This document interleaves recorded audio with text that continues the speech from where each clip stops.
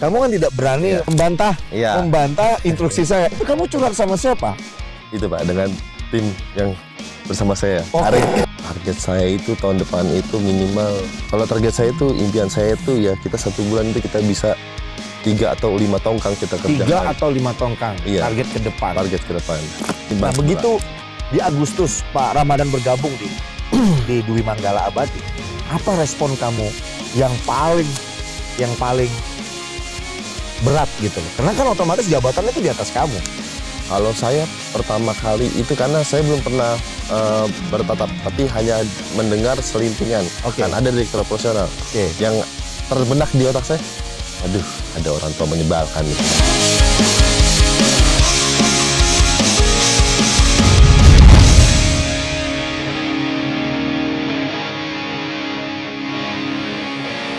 Assalamualaikum warahmatullahi wabarakatuh. Teman-teman DMA, terima kasih. Sekali lagi kami ucapkan mau menuju selamat tahun baru. Dan kita akan menuju tahun 2024 tinggal beberapa hari lagi. Teman-teman DMA, hari ini saya ingin diskusi, ingin menyambut tahun baru. Kita adakan podcast yang mana podcast ini membuat edukasi agar kita bisa berbicara dan ngobrol bareng bersama Mas Bismo. Apa kabar Mas Bismo? Alhamdulillah sehat Pak. Oke, Mas Bismo, kita gimana Pak? Sebentar lagi kan beberapa jam lagi mau tahun baru nih. Iya betul. Kita mau flashback sedikit tentang Mas Bismo. Kenapa kok mau bergabung di PT Dwi Manggala Abadi?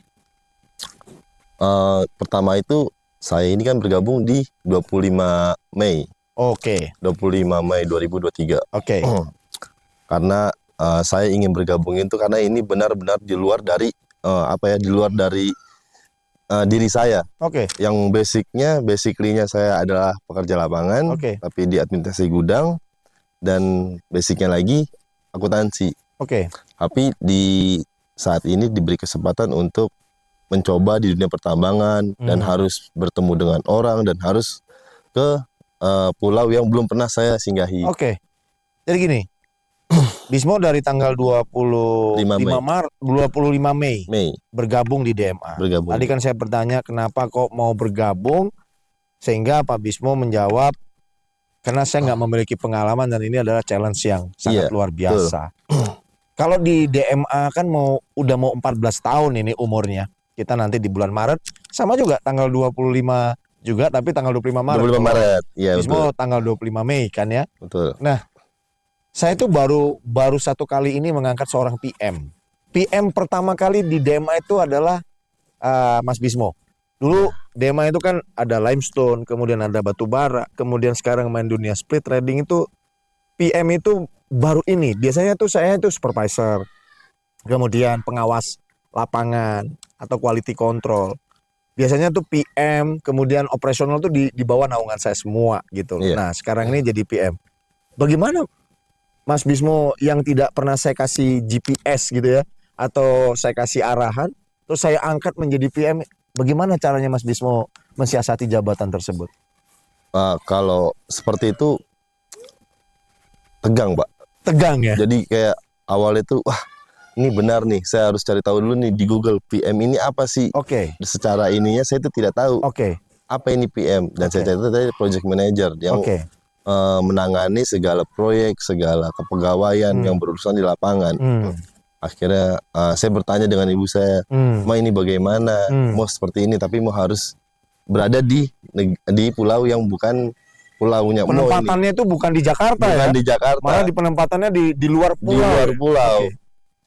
Terus kalau ibu saya berkata, ya ini kesempatan, kamu pasti bisa, bismillah. Dengan apa yang Bapak telah berikan ke kamu, ya kamu jaga. Sebisa kamu, pokoknya kamu keluarin aja. Jadi saya memaksimalkan diri saya dengan kemampuan saya aja. Tapi bukan berarti di luar dari konteks ini ya, di luar konteks jabatan kamu ya. Jadi itu kan saran dari orang tua dan doa orang tua. Dan bagaimana caranya Bismo menjalankan sebagai seorang PM? Nah sementara ini kan harus dikeluarkan SK nih. Pertama kali saya mau ngirim Bismo ke Palu gini. Itu apa yang menjadi kecamuk pikiran gitu loh. Ini keluar pulau, nih Palu, belum ada sosialisasi apapun. Itu gimana caranya? Biar supaya teman-teman DEMA ini tahu menjadi jabatan di DEMA ini memang nggak agak gampang-gampang sulit gitu loh. Betul. Tetapi kan setidaknya potensi itu ada gitu. Saya yakin sih Pak. Yakin? Saya yakin. Oke, tadi Pak Dir kalau ngomong ke saya ya, tadi ada sempat podcast kita, beliau tuh pertama adalah komunikasi. Ini kalau Bismo yakin? Saya yakin. Yakin. Nah sehingga apa yang membuat keyakinan Bismo itu besar bisa menjalankan proyek ini? Karena menurut saya Bapak pun memberi saya jabatan sebagai PM itu bukan berarti Bapak sembarang memberinya. Oke. Tapi atas dasar kepercayaan atau dengan keyakinan kalau saya mampu. Oke. Dan saya pun mengambil itu sebagai Bapak pun yakin, kenapa sih tidak yakin? Oke. Jadi saya menekan diri saya untuk saya yakin saya pasti bisa. Oke, kenapa saya yakin juga kalau kamu menyampaikan karena Bapak yakin. Saya waktu pada saat mentraining kamu itu kan jarang sekali ya. Saya mentraining tapi kamu kan saya tinggal. Iya, betul. Ya kan? Betul. Saya training di kantor DMA pusat, kemudian hampir mau 2 bulan, kamu tuh saya tinggal. Iya, betul. Tidak pernah saya kasih arahan. Arahan itu hanya cuma satu, tolong bikinkan bagaimana klausul project manager ini biar bisa jalan. Itu pertama. Iya. Kemudian bagaimana izin-izin tambang ini biar tersusun dengan rapi. Kedua, bagaimana bisa survei-survei ini bisa rapi. Dan kamu bisa menjalankan itu, kamu ngecek di Google atau memang kamu tahu bakal ini bisa kamu kerjakan? Yang pertama saya pasti ngecek dari Google, Pak. Oke. Karena kan ketidaktahuan saya. Karena kan memang kamu ditinggal sama saya. Iya, ketidaktahuan saya. Oke. Dan saya juga banyak bertanya dengan staf-staf DMA yang lain yang Oke. sudah lama, seperti Oke. Bu Feni, Bu Marina yang udah lama. Dan saya juga kan mengikuti atas instruksi Bapak Oke. yang Bapak berikan ke saya, dan sisanya ya saya mencari tahu sendiri dengan bekal yang Bapak berikan ke saya dengan anak-anak yang ada di Palu. Oke. Seperti relasi-relasi Bapak, Iya. link-link Bapak. Nah, Oke. itu saya perdalam untuk bertanya, komunikasi. Ini waktu pada saat Anda belum menjadi satu tim dengan Pak Ramadan ya. Iya, Karena kan kamu duluan yang berangkat Betul, ke sana, betul. kemudian Pak Ramadan itu nyusul tanggal 15 Agustus kalau nggak iya, salah. betul. Nah, Tanggal 12 Agustus. makanya saya katakan tadi gini, kamu dengan modal yakin, waktu pada saat saya perintahkan itu kamu ingat nggak? Kapan kamu mulai saya perintahkan untuk berangkat ke Palu? Itu saya ingat betul, itu ketika Pak Franky ulang tahun. Itu di Sabu Haji. saya ingin ke atas, ke rooftop, saya ingin merokok. Setelah Oke. makan, Bapak lagi sedang telepon. Setelah telepon Bapak hanya bilang saya, mau udah saatnya kamu training ya ke Palu Oke. 2 minggu. Oke. Ya saya dengan, ya Pak saya siap. Oke. Karena memang menurut saya kalau saya hanya di kantor saja, sedangkan saya diberi petunjuk dari awal saya masuk, kamu akan ke sini, kamu akan ke Palu, kamu akan ke IKN, kamu akan ke sini, banyak akan dikirim. Kalau saya hanya stuck di kantor, itu tidak akan berkembang saya. Iya. Jadi saya ada sedikit rasa penasaran dan ingin. Iya. Dan saya menunggu instruksi itu, tapi ada juga rasa kekhawatiran. Bagaimana ini ketika saya sampai, harus apa di tanah orang, saya harus bersikap seperti apa. Oke.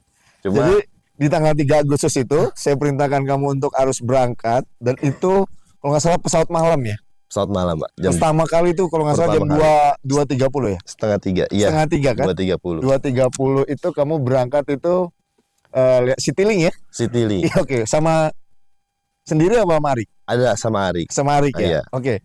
Jadi gini, kan saya nggak kalau nggak salah itu kita mau bikin perencanaan bikin kantor ya.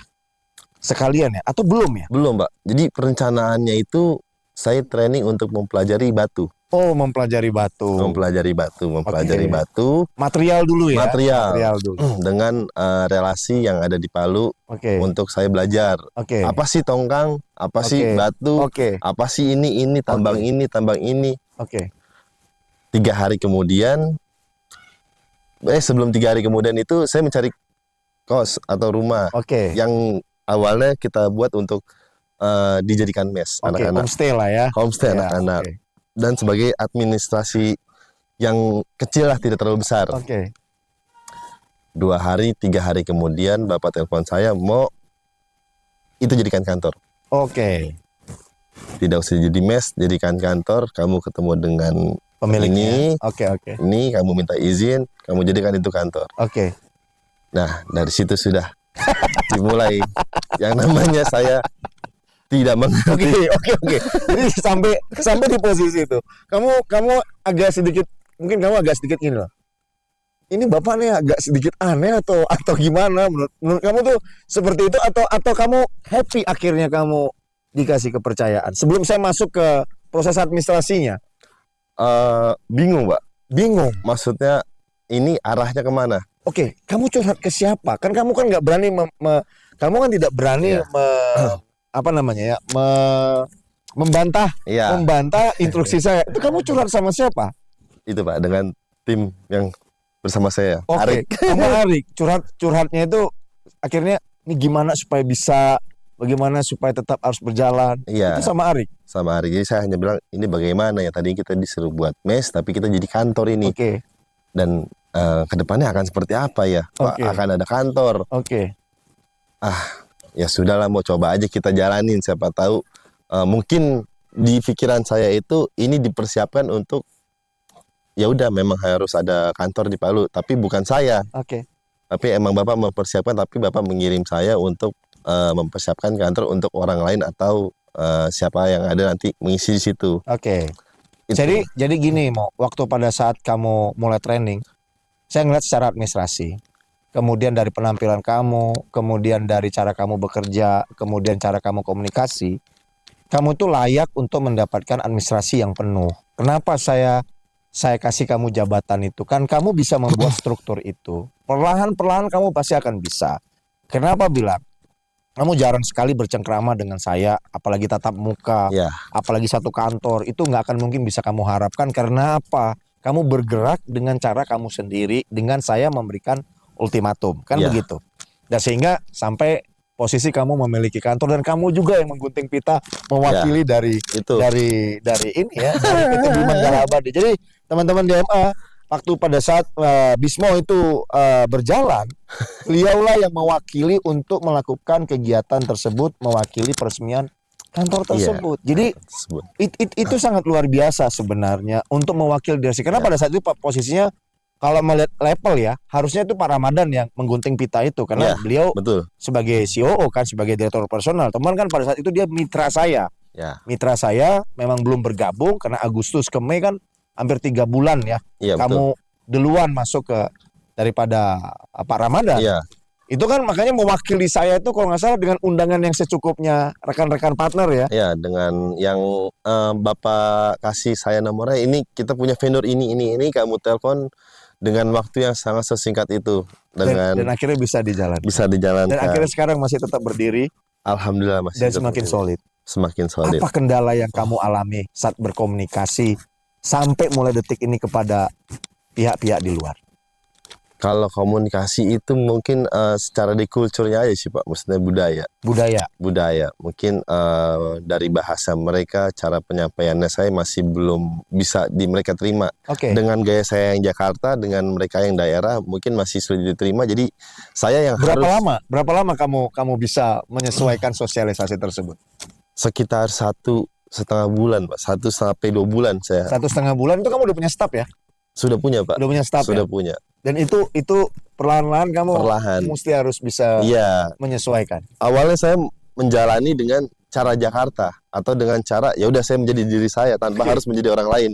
Tapi berjalan ini nggak bisa. Ternyata saya emang udah harus menjadi bagian Palu untuk mereka bisa mendengar. Akhirnya kamu bisa menyesuaikan. Bagaimana membaur itu tadi.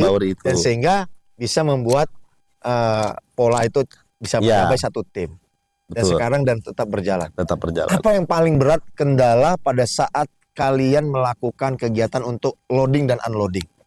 Kegiatan yang paling berat itu sebenarnya dalam pengawasan sih Pak. Pengawasan? Iya, pengawasan seperti pengawasan material, pengawasan saat pembongkarannya itu sih Pak. Karena terkadang juga apa yang kita awasi, kita sudah awasi dengan benar-benar, tapi ada juga yang dia material yang jelek masuk. Seperti itulah. Itu adalah hal-hal yang terjadi ya. Yang terjadi atau teknisnya lah. Teknisnya ya. Dan juga mungkin lebih dari itu komunikasi antara dengan pengawas lapangannya dengan master loadingnya atau dengan lingkungan sekitarnya itu emang masih saya godok untuk dia bisa berpublic speaking dengan baik, agar bisa tidak terkesan memerintah, tapi bisa merangkul itu. Berarti kamu juga berharap sama dengan Pak Ramadan. Komunikasi itu terutama yang paling penting. Betul, Pak. Komunikasi itu paling penting. Komunikasi yang paling terpenting, bukan hanya keyakinan saja. Betul. Kalau keyakinan tanpa komunikasi juga, ini maksud saya. Timpang sebelah, Pak. Pasti timpang sebelah. Begitu di Agustus Pak Ramadan bergabung di Dwi Manggala Abadi, apa respon kamu yang paling berat gitu loh? Karena kan otomatis jabatannya itu di atas kamu. Kalau saya pertama kali itu karena saya belum pernah bertatap, tapi hanya mendengar selintingan. Kan ada direktur operasional yang terbenak di otak saya. Waduh, ada orang tua menyebalkan nih.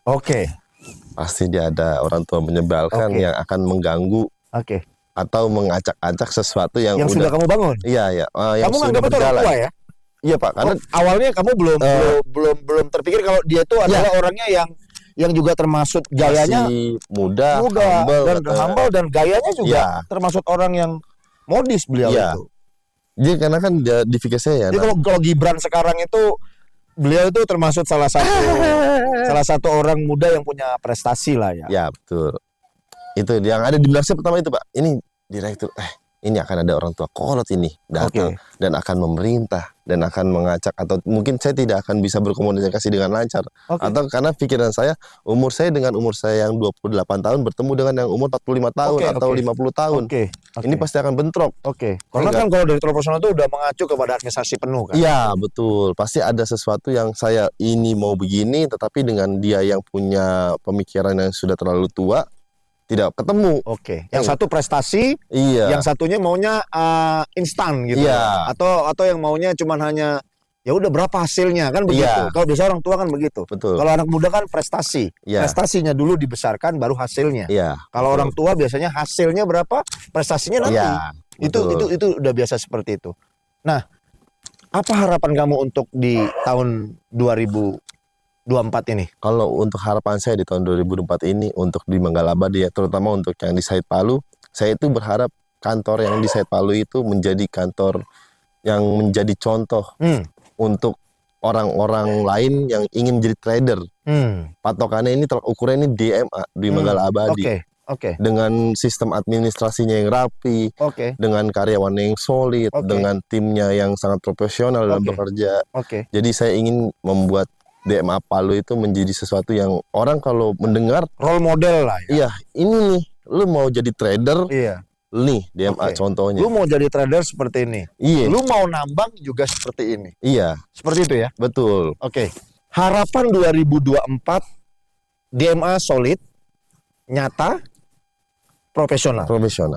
Dan itu adalah nggak muluk-muluk. Nggak muluk-muluk. Yakin bisa.